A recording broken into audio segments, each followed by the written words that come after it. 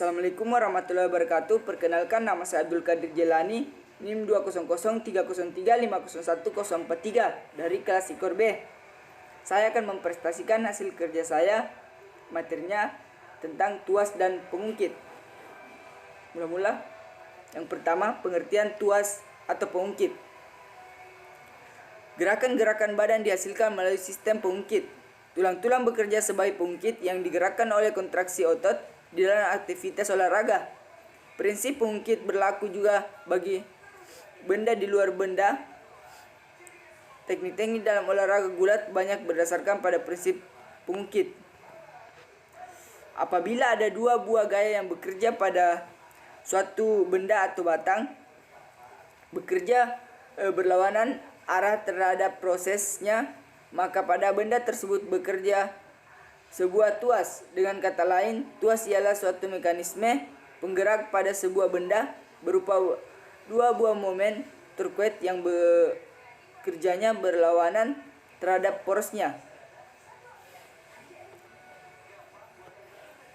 Yang selanjutnya B, kategori tuas. Ada 3 jenis tuas dan ditandai oleh letaknya, sumbu putar, beban, dan gaya. Ketiga jenis tuas membuat adalah sebuah berikut, yaitu kita bisa lihat itu ada tuas kelas 1, tuas kelas 2, tuas kelas 3. Inilah jenis-jenis tuas. Yang pertama A, tuas kelas 1. Pada kelas 1 ini sumbu putar terletak antara gaya dan beban, sehingga pada tuas kelas 1 ini besarnya gaya untuk melawan beban dapat terjadi segala mungkin tergantung dari besarnya LB dan LG. B, tuas kelas 2. Pada tuas kelas 2 ini beban terletak antara sumbu putar dan gaya, sehingga pada tuas kelas 2 ini besarnya gaya untuk melawan beban selalu lebih kecil dari beban itu sendiri, karena 1 selalu lebih kecil dari LG, jadi pada kelas 2 ini selalu efisien. C, tuas kelas 3. Pada tuas kelas 3 ini gaya terletak antara sumbu putar dan beban, sehingga pada tuas kelas 3 ini besarnya gaya untuk melawan beban selalu lebih besar dari bebannya. Jadi tuas kelas 3 ini selalu tidak efisien karena LB selalu lebih besar LG, walaupun tidak efisien tetapi ruang gerak besar dan kecepatan gerakan juga besar.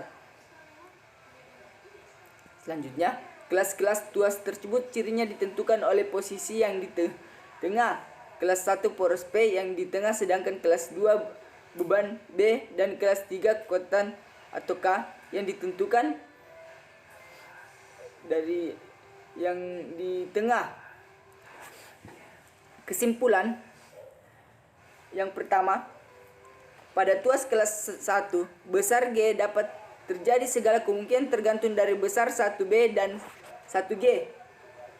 Kedua, pada tuas kelas 2 gaya untuk melakukan beban selalu lebih kecil dari beban itu sendiri, jadi tuas kelas 2 selalu efisien. Yang ketiga, pada tuas kelas 3 gaya melawan beban selalu lebih besar dari bebannya, jadi tuas kelas 3 selalu tidak efisien. Yang keempat, pada tuas kelas 3 walaupun tidak efisien tetapi ruang gerak besar, kecepatan gerakan besar juga. Beban atau tahanan.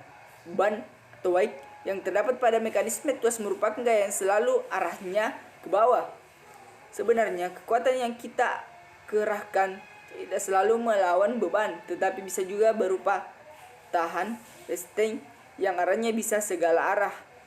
Kecuali itu, ketiga tuas tersebut sifat-sifatnya tergantung pada besarnya lengannya. Yang dimaksud dengan ialah dari beban atau terhadap poros lengan beban, atau 1B ialah dari beban ke poros, sedangkan gaya ialah jarak dari gaya ke poros. Selanjutnya C, keuntungan mekanik atau mechanical advantage. Seperti telah kita pelajari di atas, kelas-kelas tuas dan kemungkinan G sama dengan B, G ke B dan G per B. Kalau G sama dengan B, besarnya kekuatan yang kita kerahkan sama dengan besarnya beban atau tahanan yang kita lawan. Artinya di sini tidak ada keuntungan mekanis yang kita peroleh dan tidak ada pula kerugian mekanis yang kita derita. Bila G per B kekuatan yang kita kerahkan lebih kecil dari beban, jadi ada efisien gerakan, artinya beban yang besar dapat kita tanggulangi dengan upaya yang relatif kecil. Di sini ada keuntungannya mekanis. Km sama dengan B per G, Km sama dengan LG per LB. Keuntungannya mekanis dapat pada sepeda adalah pada jari-jari yang besar pada pedal kaki dan jari-jari yang kecil pada gear roda belakang. Pada setiap teknik gerakan yang efisien selalu diupayakan agar LG-nya lebih besar. Sebaliknya, pada telita beban atau kekuatan agar memenuhi prinsip overload, LG-nya diperkecil. Selanjutnya ratio kecepatan, velocity ratio. Yang pertama, kalau pada tuas kelas 2 selalu terjadi efisi gerakan, pada tuas 2 selalu diperbolehkan kecepatan gerakan. Kalau efisi yang dinyatakan dengan keuntungan mekanis McNeil advantage, maka kecepatan gerakan dinyatakan dengan ratio kecepatan RK. RK sama dengan jarak yang ditempuh B atau jarak yang ditempuh G, atau RK sama dengan LB per LG. Jadi dapat kita simpulkan bahwa bila KM atau keuntungan mekanis besar itu berarti baik atau efisien untuk kekuatan, sedangkan bila RK ratio kecepatan besar itu berarti baik untuk kecepatannya. Tuas pada tubuh manusia.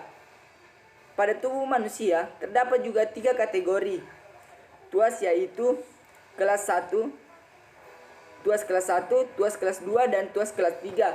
Tuas yang terdapat dalam badan panjang tangan gaya relatif pendek. Dengan demikian, kecepatan gerakan besar sedangkan momen gaya relatif lemah. Besar momen gaya sama dengan gaya yang dikalikan dengan jarak dan poros. Pada tuas ada 3 unsur yang penting, yaitu pertama P sama dengan poros atau AS centrum valorum. Kedua B sama dengan beban yang bekerja. Yang ketiga sama dengan ketiga K sama dengan kekuatan yang melawan B. Mungkin hanya itu yang dapat saya sampaikan. Lebih kurangnya mohon dimaafkan. Wassalamualaikum warahmatullahi wabarakatuh. Terima kasih.